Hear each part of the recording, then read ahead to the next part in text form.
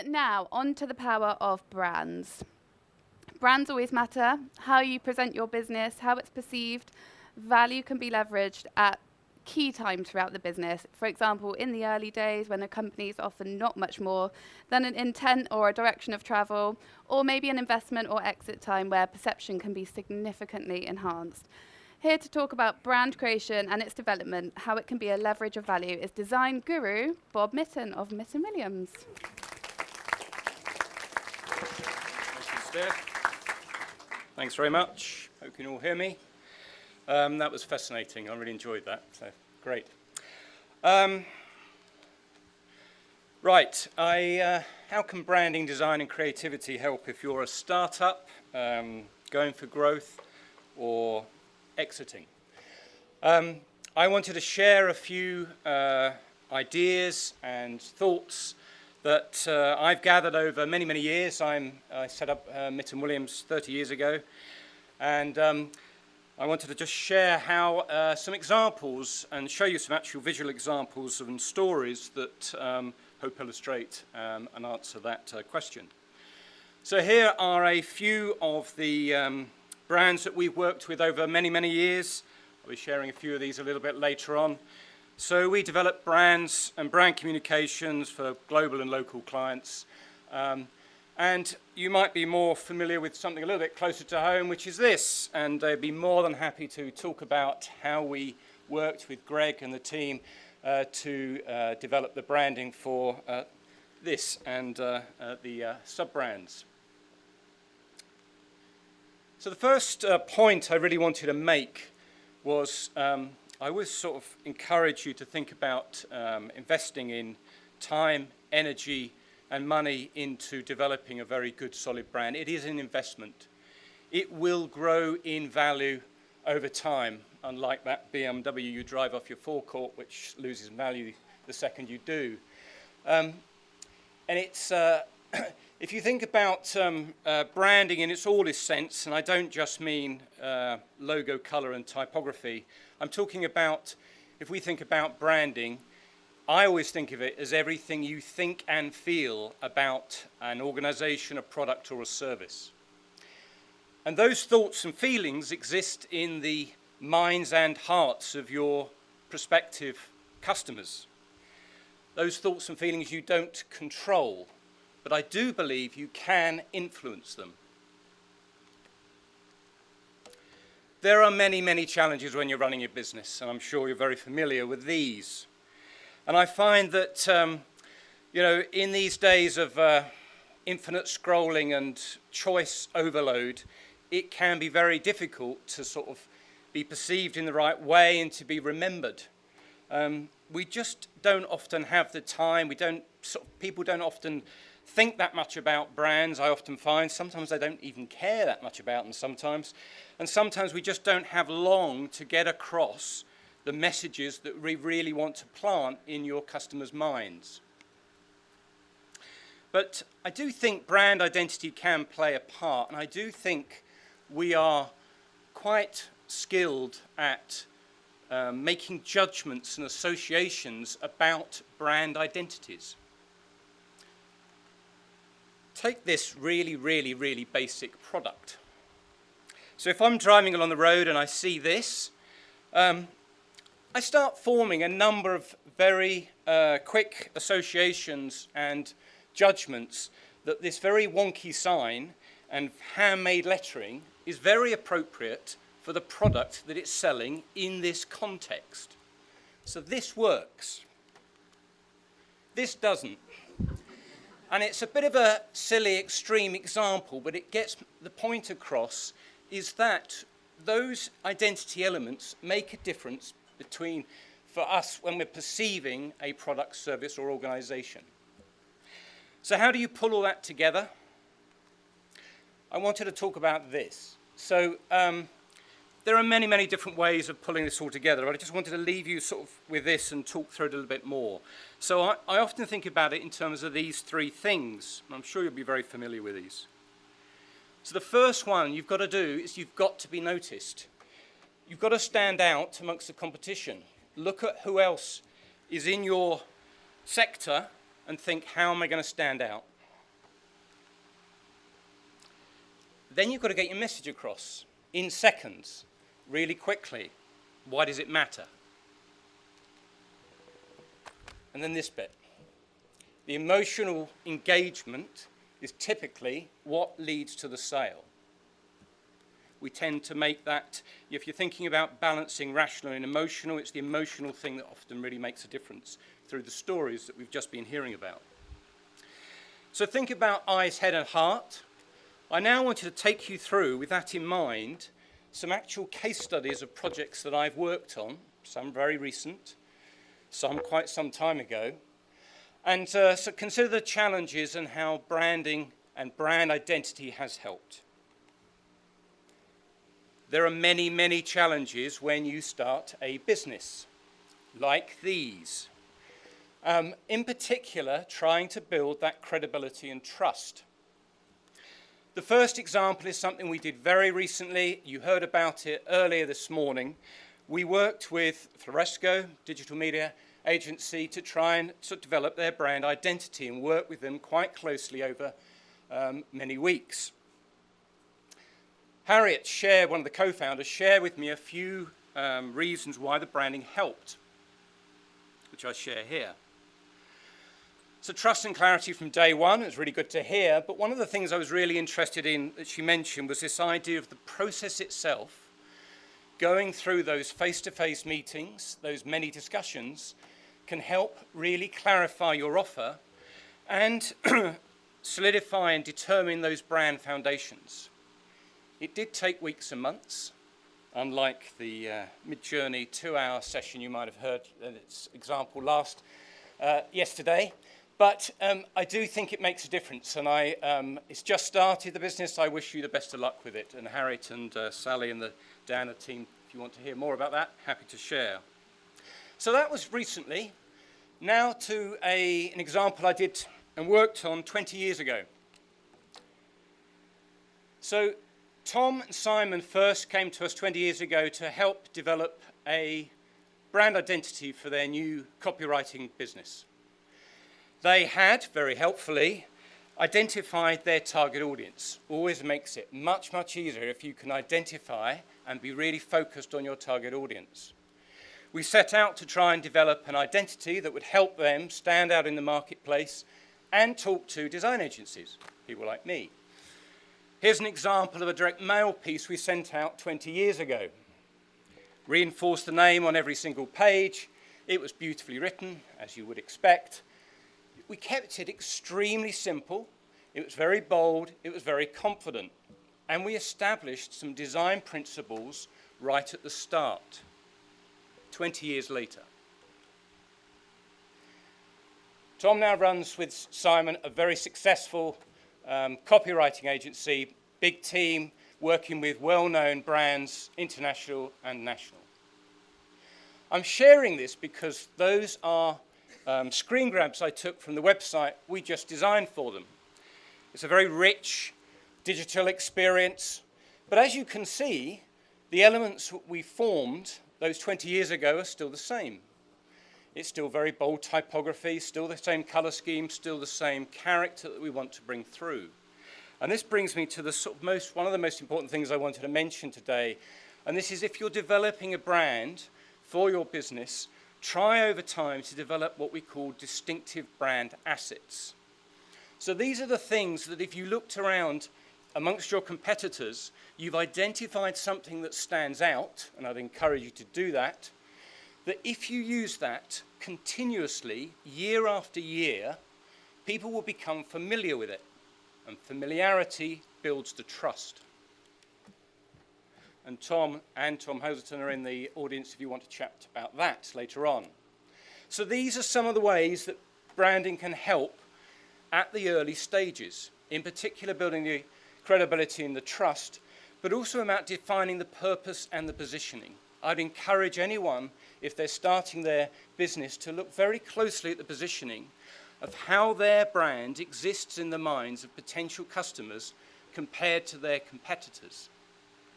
Building those brand foundations and answering those key 8 questions is very important. So the next stage, going for growth. So these are different challenges. amongst many. You've now got more people, more product lines, and more service lines.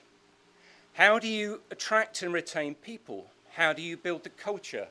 How do you maintain that consistency of when you go to market with those different product lines and maintain the conversations that are going on at the time?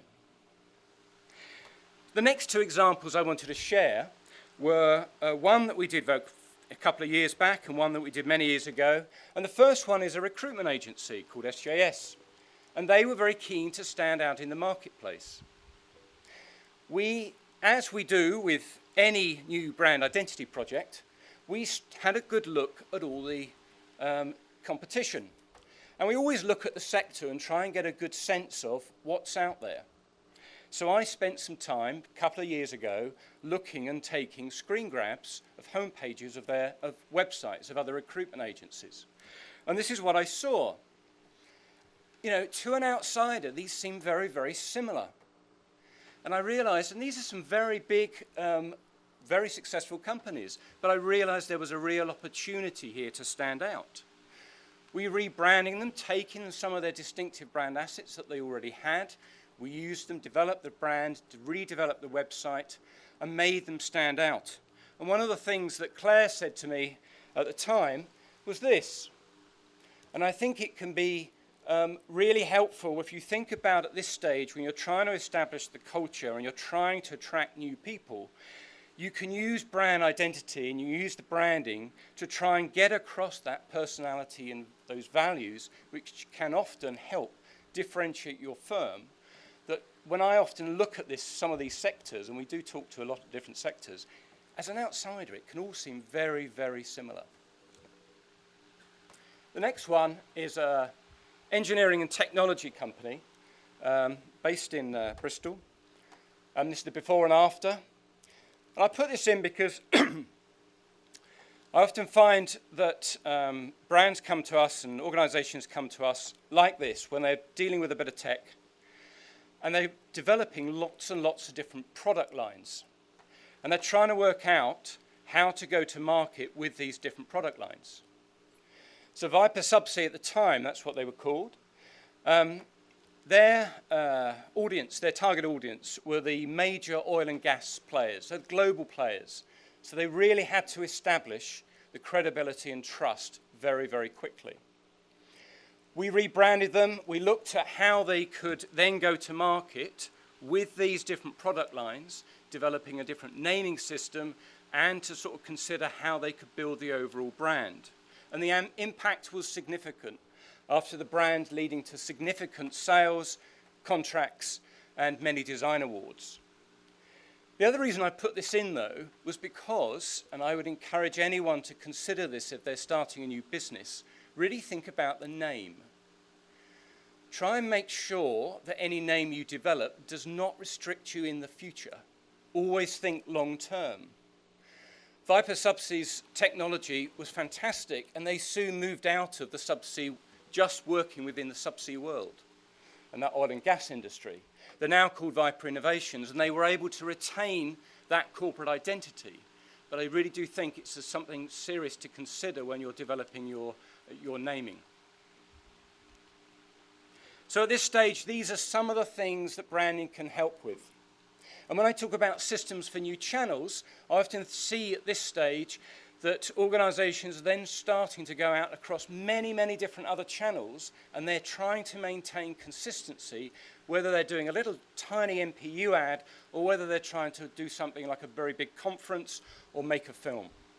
Working out design systems at this stage to enable your company to look credible, trustworthy, look really, as though you know what you're doing in terms of this, the branding side of things and your communications can be very powerful. And lastly, exit. So these might be some of the sorts of challenges that you might be facing, amongst many, when you're exiting. When I talk about systemizing the brand and things like operations, as we heard earlier today, at this stage, the founder might be stepping back. The buyer wants to know that this company is really going to succeed without that founder. And I often find sometimes the founders are very protective of the brand that they've helped develop. So the example I'm going to show you is going back a few years. It's a big technology firm that we worked with, global technology firm. They made the search software you might find in your Dell computer, for example. They came to us saying, we're looking for investment. We want to grow the business. We've got lots and lots of different product lines and service lines. It all feels a little bit of a mess. So we rebranded them. We looked at their branding system. And at the time, we sort of developed a strong set of guidelines, templates, design systems for all their different service lines. But also significantly at this point, we were thinking about going back to that eyes, head, and heart. Not only was it about standing out, so we tried to sort of make sure that all their comms, including all their thought leadership pieces, their reports, their advertising, we had a massive injection of creativity to try and really make people take notice. But we're also trying to be very, very clear about exactly what they did and why it mattered. Now, I'd love to stand here and say that that $1.2 billion was entirely down to our brand identity. Of course it wasn't. But it did have a massive influence on the perception that they had, the investors had, on the business. The other thing I wanted to mention at this point is something that Hadley, one of the guys we worked with on this project, said to me. At the end of the day, I think, we're all clients are after, and all sort of companies are after eliciting some surprise and delight with their products and services. And I think if you can achieve that, then I think you're onto a very good thing, and you can do that with design and creativity. So just the last few slides. So these are some of the ways that branding can help at that exit stage. And just to summarize, so if you think about it in terms of eyes, head, and heart, really create the standout. I'd encourage you to look at your competitors, think about where you sit in the minds of your customers, in the minds of your customers, and how you're positioned. Really be very clear and succinct about your offer and your messaging, and bring out the character and a little bit of magic. And that's me. Thank you very much.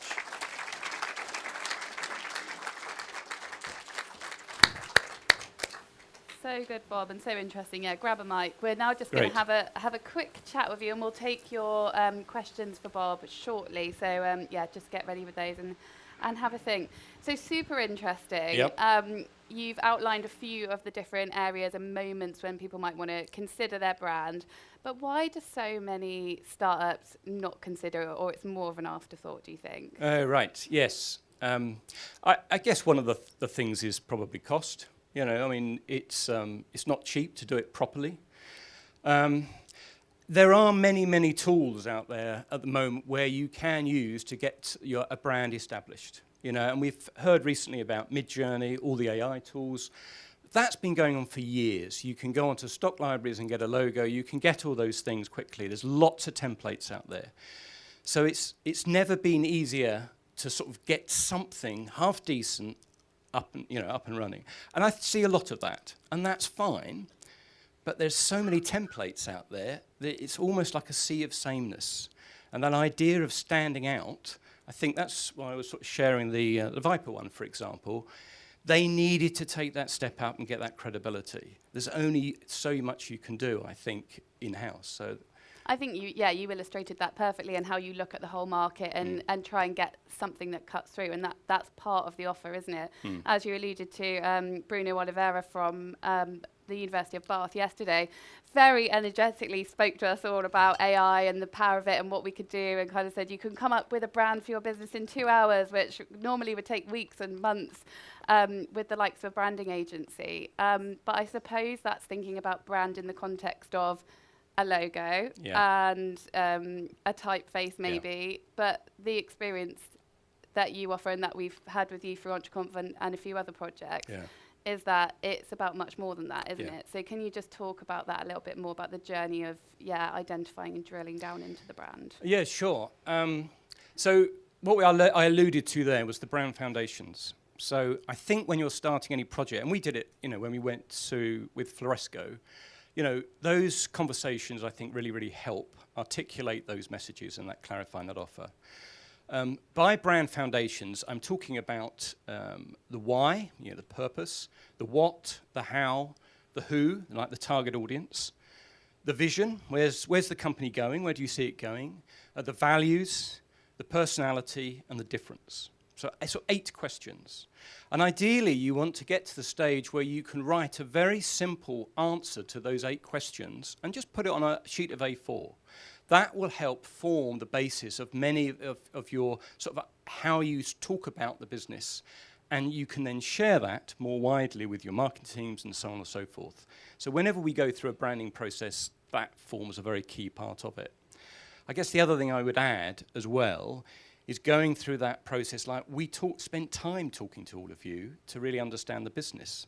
And I think that engagement with everybody, all the key people within the company, is a very, very important part of any branding process.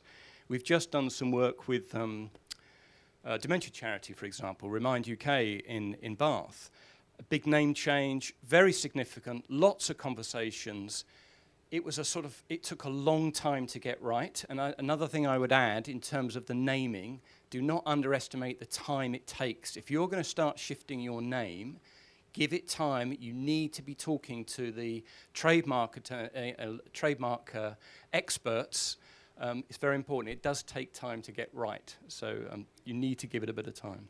It's very key. And actually, your role, I suppose, again, compared to AI, it's not just saying, I want this and this is my vision and you do it. It's actually very critical, isn't it? And you kind of come in and critique a business and go, does this work? Does that work? And we spoke a lot about advisors throughout EntreConf, more in the context of financial and legal, but really it's quite an advisory role that the branding and you and your team can take as well. Very much so. Yes, very much so. And I think those conversations are so important.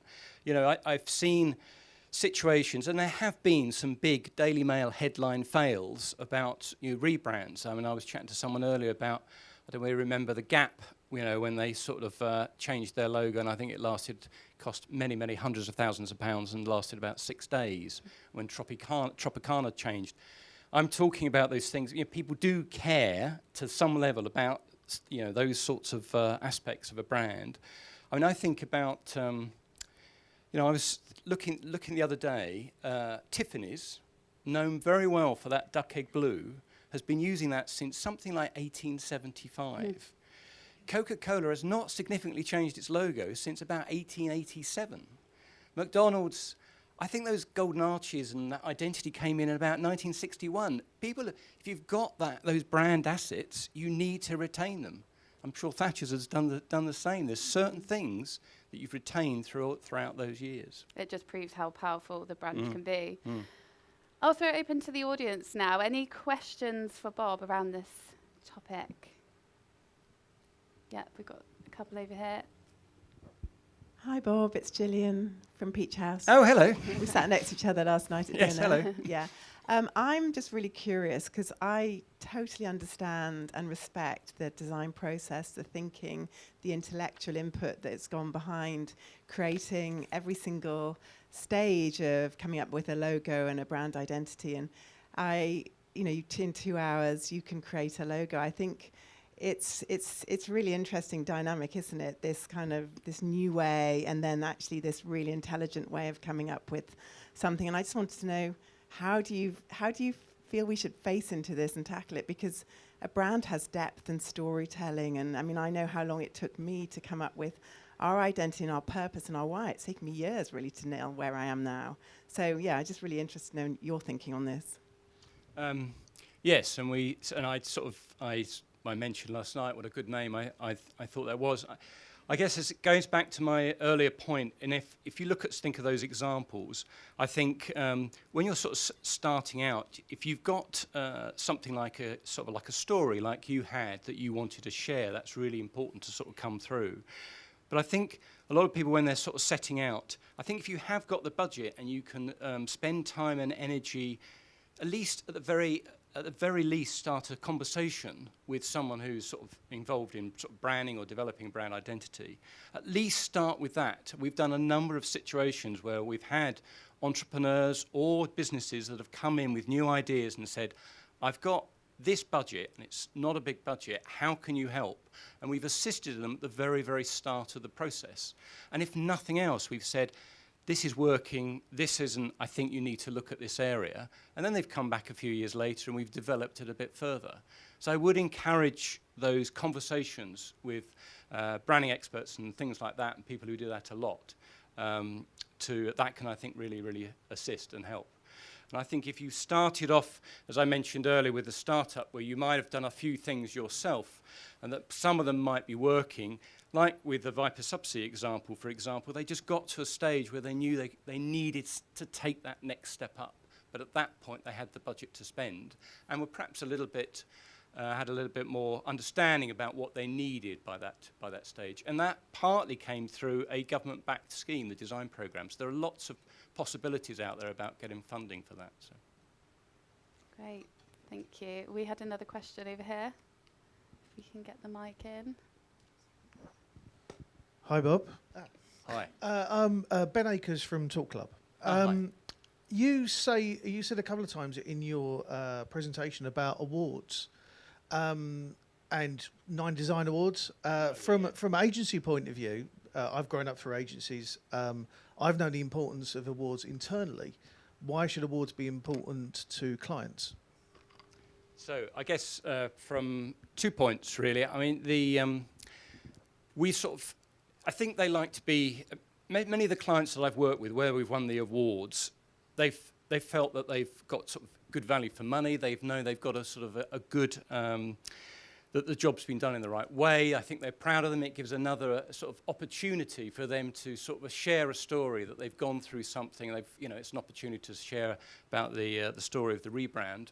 But this also gives them an opportunity to share that it's had success and it's done a good job. So I think it's just a little bit more publicity, I think, and makes them sort of feel as though it's almost like a validation, if you like. It's I guess that's my take on that, I would say. So. Any more questions?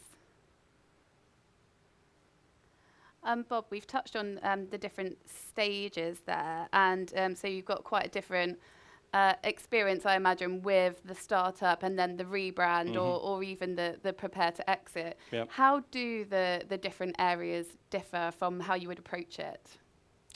In terms of? From the design and from your team's perspective, if someone's coming to you with that blank sheet of paper going, I'm just starting, compared to I've got this, but it needs to go to the next level. How does the process differ? And then I suppose the second part of the question is, which do you prefer? Okay. I can start with that one. Yeah. I probably prefer the second one because they've got a lot of things in place. But a bit like I see a lot of businesses where they've got a start, they've got something in place. Maybe it's a sort of the logo and a few elements, and then they've got this amazing product, and you think we can do so much more with that. Like we've heard in the last few days, incredible stories. But they're not communicating them anywhere near as well as I think they can. So that, I think, is just a massive opportunity. And I guess in the way that we approach it, I guess when you're sort of with a startup, yes, it is a blank sheet of paper, and it can be quite difficult, I think, for the founders, I think, sometimes. And if they're not used to buying design, that can be quite a challenge. And so it sort of can be a little bit of a, you just need to sort of take them through that process a little bit more differently. Whereas with so if they've been going for a little bit longer and maybe they've got a few more ideas and a few more things in place and they know that they're not getting to the sales level they want to get to, then I think there's a bit of an understanding that they need to be talking to someone about how they take that next step, and they understand it's going to take a little bit longer sometimes, and cost a bit more. So. Yeah, I think that's key, and it's you're seeing it from the outsider perspective of how it's being communicated externally, where the founders often have the idea in their head and they think it's so clear. Yes, exactly. Yeah. Yes, exactly. So we're just coming to the end of the session. What tips, we've got lots of real varied audience here today, but what tips would you leave for the business owners and entrepreneurs in the room for thoughts on their brand and looking at it objectively? Well, I think that's probably the key, isn't it, really, to sort of stand back from it. The other thing I notice, and we've worked with quite a few founders, is they can become very emotionally attached. And that's good, but at some point... Yeah, you mentioned emotion and like the heart bit. Yes, and it's really important that, and founders are very emotional about their baby, if you like, and their business, but at some point they've got to take that step back and look at it objectively and think, ultimately it's about how are the potential customers going to see and understand what their brands and their business is all about. And that's, I think, the key. Definitely a great takeaway for us all today. Thank you so much, Bob. Okay. That was brilliant. And thank you so much for our EntreConf brand as well. We love it. Thank you very much. Love it.